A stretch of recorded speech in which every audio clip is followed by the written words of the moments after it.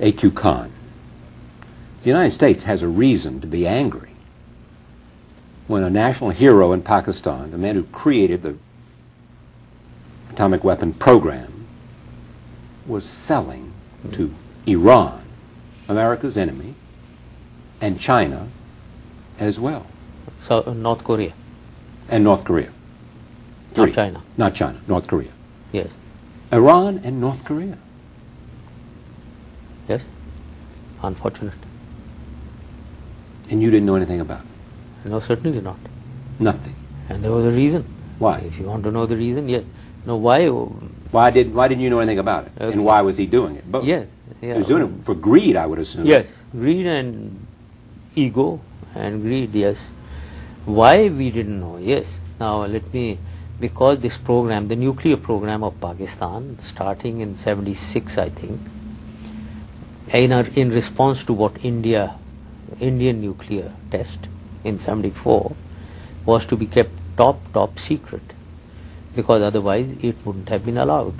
And it was essential that we do it because the balance of power between India and Pakistan, which we always maintained, our strategy, military strategy, is a strategy of defensive deterrence, quantified into forces.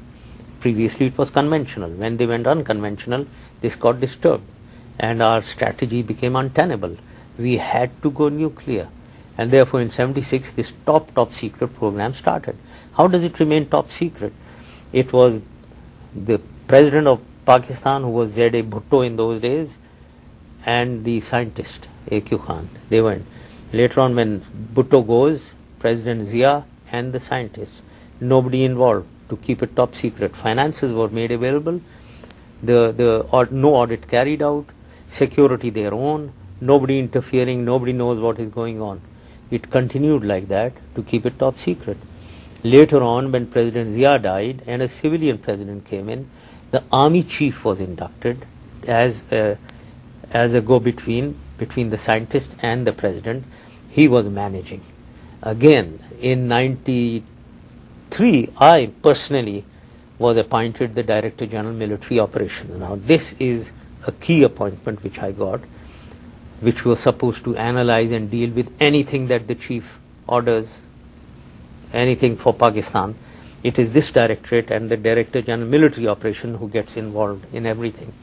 I was never in the loop for our nuclear program. So it was directly between the scientist and the chief and the president to keep it secret, to keep it top secret. And it is understandable, otherwise it would not have been kept, would not have remained secret till 1998. But you were a top military official. You weren't just, I mean, you know, if there are 4 or 5 people that ought to know, you were one of the ones that ought to know. When? At the time that Khan was doing this. No, nobody knew. The army was not involved. It was only the army chief who knew, and he used to deal with the scientist, and that is all.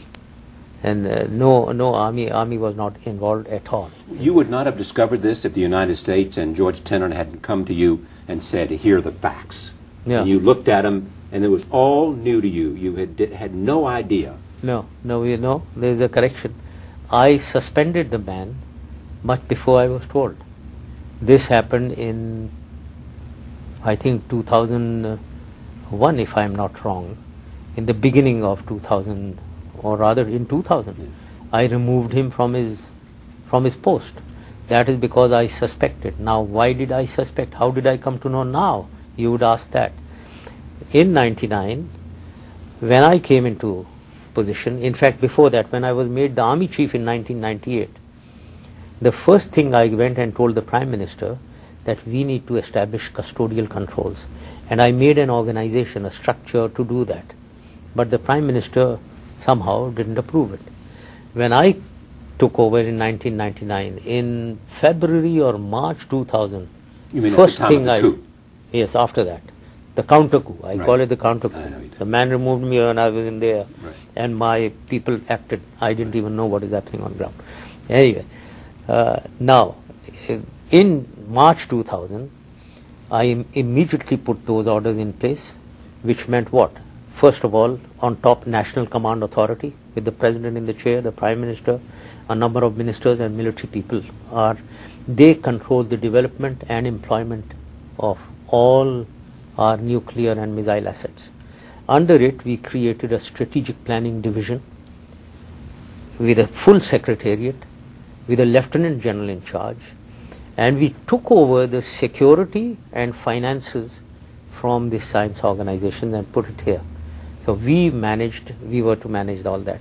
And then we created Army, Navy, Air Force strategic force commands and took all the assets under these commands so that they don't fall into anyone's hands and they are under total and complete protection of the military. That is what we did. When we did that, when the security came to us, I started getting reports of some kind of suspicious movements, suspicious elements going on. And then I started confirming and using my intelligence, and I thought it wise to remove the man. And I removed it much before I was informed. Was he a national hero when you removed him? Absolutely, totally. He was a national hero much before that. Is that the reason you won't allow Americans to talk to him? Because he's a national hero? That is one of the reasons, yes. There are many sensitivities, national sensitivities. Every nuclear program of every country, including the United States, may I say, is through proliferation. The United States got it from the Germans, it was proliferation. German scientists? Yes, German scientists. And the Soviet Union got it from here because your people proliferated. And so also well, India spies, got it. They were, some of them were everyone. So convicted it of being was through spies because of proliferation. what they Somebody did. or the other. Right. You got a scientist about 5 years back. Right. Here, I don't remember the name of the man. Right. He was charged with 70 charges, I think, and ultimately he was only given 6 months for some very, very innocuous kind of a charge, and then released in 3 months. This is what happened here. So you're saying scientist that's the way all kinds of nuclear has been disseminated because the issue is that there are sensitivities of the national sensitivities, number one, of our own sensitivity. But some would say that if we found somebody selling secrets of our country, I believe they would be prosecuted. I mean, that's exactly what happened to the scientists. They were executed in this country who passed secrets to the Russians. Well, let's leave that aside. But here is a man who cannot be executed, because who cannot he's a national be hero. He's absolutely, absolutely, absolutely. President Bush and American senior officials have praised you time after time after time because there have been significant captures of Al-Qaeda. Captures of Al-Qaeda members in a country that is the second largest Muslim country in the world, second to Indonesia.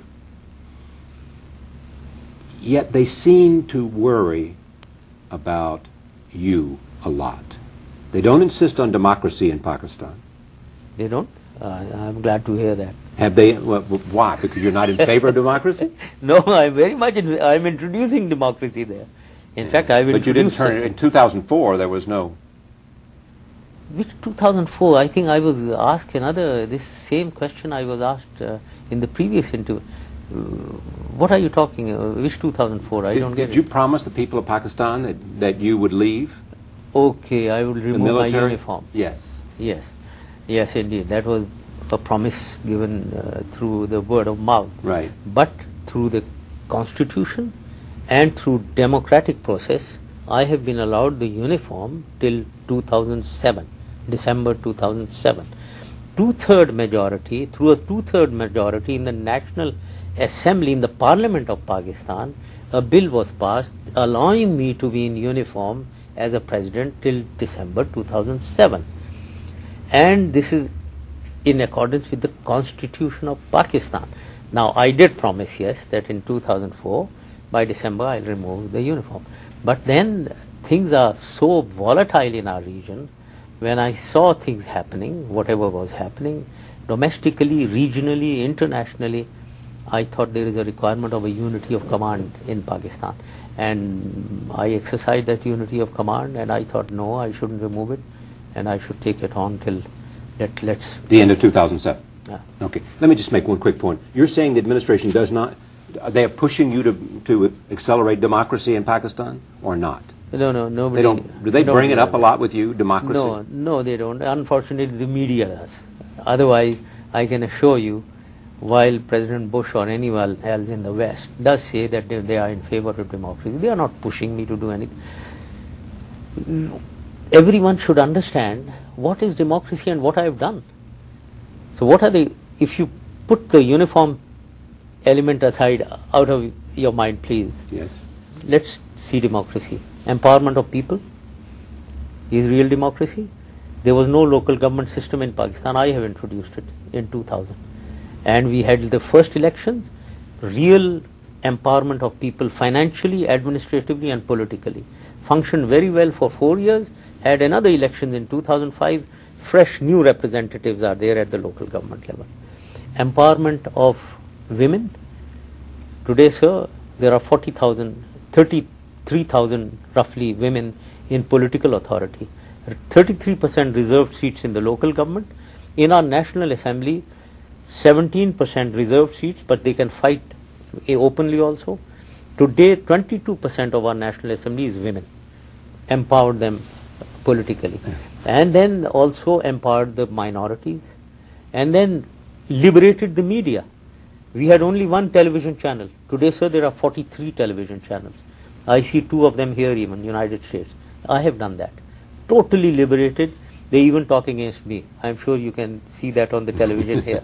So totally liberated media, people empowered, freedom of speech and expression, all assemblies functioning, Senate, National Assembly, Provincial Assembly, local government, the third tier.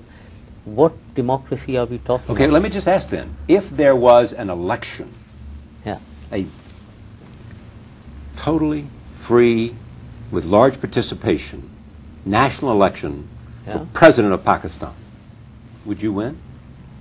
Hands down. Hands down. Absolutely. You ask any Pakistani. You're that popular. Yes, absolutely. The Islamic parties would say no. They can. They would say no. Yes, I agree. But many of the religious people will vote for me. Islamic parties don't represent all the religious people. And all religious people are not extremists. You've had assassination attempts, 2, serious, almost successful. Yeah. What would happen if they're successful? Now, nothing will happen. That's what I'm trying to say. Pakistan is a vastly moderate country. The military of Pakistan is totally moderate and progressive. The military controls all these assets. There is no question that they will fall into extremist hands. And Pakistan is not a banana republic. Pakistan has a very strong tradition of military, very extremely disciplined military, and there is a government set up which is not the religious group. Religious groups in Pakistan have only had 5% representation, under 5% throughout the history of Pakistan. It's only after 2009-11 that in 2002 they now have about 17% representation. I am very sure that in next year's elections, they are going to reduce that strength. Surely. One clear indication was the local government elections in 2005. We had local government elections in the frontier province, where they are running the government. For a while, conventional wisdom has been that you couldn't trust the Pakistani intelligence service, that they had divided loyalties. Is that true? Who says that? And for 10 years, they were the best intelligence agency of the world. They were managing everything against the Soviets. So all of a sudden, who is saying that they are not? Well, you've read that, you know that, you've been asked about that before. No, these are absolutely wrong aspersions, because our intelligence service is manned by the military, officered by the military, and the military comes directly under the army chief. It's under me. Now, I appoint the officers there. So either it is my incompetence that I am appointing people who are disloyal to me or disloyal to the state or disloyal to the system. That's not the case. These are aspersions being cast on our ISI, and we must understand also, look at the capability of this intelligence organization, that for 10 years we were supporting a jihad we were supporting Mujahideen, we were supporting Taliban for 10 years, and now we are saying, okay, guys, 180 degrees this side, we are opposing Mujahideen, we have to oppose Taliban. Hold on, it'll take time. We have changed officers. After all, for 10 years, people develop mindsets. So we have changed everything. Everything has been changed, and since they are that disciplined, they get their instructions from the top. They do what the government asks them to do. The government asked them to support Mujahideen and train Taliban, arm them, send them in. They did that. It was the lead role of our intelligence agencies, which won you the Cold War, defeat of the Soviet Union, integration of the Soviet Empire, and reunification of Germany. And in this context, I want to tell you that I have seen a piece of the Berlin Wall presented to one of our intelligence chiefs by the German intelligence chief. And the plaque under it read, "To the one who struck the first blow." So therefore, the Berlin Wall was destroyed because of the fight in Afghanistan, because of the defeat of the Soviets. This is what they achieved. This is their greatness. And now they are trying to work out a reverse. And now there were hundreds of mercenary groups, sir. I belong to the special service group, by the way. Right. And I know many of my colleagues, retired colleagues, who were fighting, who had taken mercenary groups into Afghanistan and fighting the Soviets. And dozens of them. Now all of them, after 89, here you are left with Taliban, 20,000 Mujahideen of the world, these mercenary groups, all fighters, and you leave us alone. Now what happens to this environment and what happens to everything? So this is now the same intelligence is trying to gather all these people over all these years. Okay, lay down your arms, go home, right, get off. And they are normalizing. And this is a credit that should be given to them for doing so well. And now we expected them to fight Al-Qaeda, to assist the military in locating them, finding them out, fighting them in our cities. They did a wonderful job in our cities. We got 680 of them. Who did that? It was our intelligence and assisted by your intelligence, certainly. CIA and Pakistani Yes, intelligence. yes, indeed. But Pakistani intelligence taking the lead because Yes, they had more indeed. sources. Yes, yes, indeed. The location, the technical intelligence was certainly from your side, and we were assisted, but the actions were from our people. We did so well in there. Then we go to the mountains. Again we are located through intelligence, and then the military operates. Again the intelligence performs. So it's so terrible. It saddens me when anyone talks against this intelligence, which has done so much over these last quarter century. Fair enough. But are you saying, I hear you on what they did with respect to defeating the Soviet Union in Afghanistan, and I hear you in terms of how you've asked them to change loyalties, and that might cause some confusion. But is there a problem in today's world?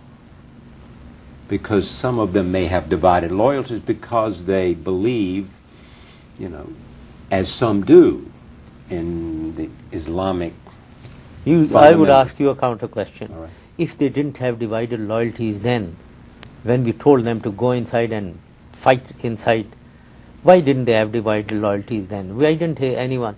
Why would they obey when they obeyed so well at that time? Why wouldn't they be obeying now? As I said, these are people who are posted, and in Pakistan, the law, manual of Pakistan military law left by the British is very, very strong. I have the power and authority to remove an officer, even a 3-star general, tomorrow morning. This is my authority. Have you had to? No, never. Never, because they are all, it's a disciplined army, and it follows orders, it remains loyal, it's an extremely disciplined, it's not a banana republic army. And so when people question the loyalty of your army or the loyalty of your intelligence service, you say? I totally counter it in the strongest terms with 200% surety that they are loyal to me, that they are loyal to the authority, they are loyal to the commands that they are given from the government. Let me help understand this, and you've spoken to this before as well. You have been successful Khalid Sheikh Mohammed and others, part of the leadership of the group that planned 9/11, captured in Pakistan, sent off to some prison somewhere under CIA supervision. Did you know where they were going? Well, we didn't check. Okay. At the same time, if you look what happened in London with the conspiracy to blow up the planes, it leads back to Pakistan. Why is that? Because again, because of the quarter century of turmoil, everything was happening from here. Again, the same story. The same militancy, starting from 79, for 10 years, and then warfare. And the same 20,000-30,000 people, the Al-Qaeda, they coalesce into Al-Qaeda. Taliban emerge, and their focus changes towards anti-Americanism. Their presence in the Gulf, they go against that, and therefore they have a new direction to counter Americanism. And all kinds of people come here because this is the center of militancy. There is no rule of law. People are independent. They are in the mountains. There are hideouts. They can do anything they please. And that is why the madrasas, the Taliban, everything has happened from here. So therefore, it has its effects. It will take time to pacify. As I have said before, the President of the United States and others have constantly talked about what you have done and what a strong ally you have been. The President has said that the battle for civilization is the conflict with violent, radical, fundamental Islamic movements, Al-Qaeda being one, and others. That it is the fundamental battle of the 21st century. Do you agree? We have to understand the problems. We have to understand why is it like this? Why is it that Muslims are alienated? Why is that there are so many people who are prepared to lay down their lives and carry out suicide bombs? The core issue needs to be understood and addressed. If we don't address the core issue and keep going into the tactical peripheral of military action, we will carry on for years and years and years, and we'll carry on like this unless we get to the core, understand the core, and start addressing the core. And that core, addressing the core, is for a long term. We have to understand terrorism and extremism feeding terrorism. What is the cause of extremism? So while we fight terrorism militarily, we need to address extremism through a bigger concept and strategize that. Core of the issue is political alienation, quite clearly to anyone's mind. Political alienation everywhere, and of the Muslim community. You talk Palestine, in our area Kashmir, in Chechnya or Baghdad, Iraq or Lebanon or Afghanistan, Kosovo, Bosnia, everywhere, Muslims. So let us resolve political disputes, number one. Secondly, poverty and illiteracy also lead to extremism. And these extremists then become terrorists. So we have to address the issue of poverty and illiteracy also. But at the same time, when you see what is happening in London, because you quoted that, the people involved are not poor and they are not uneducated. What is it there? Political alienation, yes, again, a sense of hurt, a sense of anger for whatever is happening to the Muslims around the world. And then within their own society, may I say, a lack of assimilation into the society. Again, a feeling of deprivation within their own society. And I personally feel that yes, indeed, the Muslims there do have this sense. The fault may be lying on both sides, that they do not assimilate into the society, or maybe they are alienated from the point of their own, from jobs or livelihoods, they are not maybe treated equally. So therefore, we need to see what other than their political anger around the world, what else is leading them to this extreme acts within that they've been born and bred in United Kingdom? Unfortunately, again, Pakistan and I take very strong exception when everyone again starts saying that they are Pakistani origin. Now, in United States, I mean, everyone is African origin or European origin. You don't say that, isn't it? Till when are we going to maintain this Pakistan origin? And interesting.